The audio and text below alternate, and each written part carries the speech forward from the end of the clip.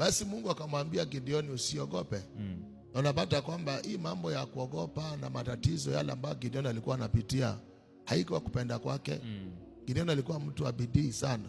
Lakini kulikuwa na operation zile zilikuwa zinatendeka katika maisha ya Gideoni. Na yeye mwenyewe hakuwa anaweza kujua. Hata nguvu peke yake Gideoni hakuwa nayo. Na sieti hakuwa nayo, alikuwa nazo. Lakini kuna roho kutokana na madhabahu zile ambazo Gideoni alikuwa amezaliwa. Ndio maana zilikuwa zinasababisha Gideoni anakaa jinsi alivyokuwa. Lakini Mungu aliweza kujidhihirisha katika maisha ya Gideoni, maana Gideoni alikuja kupata ufahamu ya kwamba inawezekana ni madhabahu ya kule ambako aliweza kutoka. Na akaambiwa na malaika kwamba ni misingi ya baba yako. Ni madhabahu ya kule wewe umeweza kutoka. Dinafanya Gideoni umekuwa mdhaifu. Dinafanya Gideoni wewe unateseka. Dinafanya Gideoni unang'ang'ana yako yote.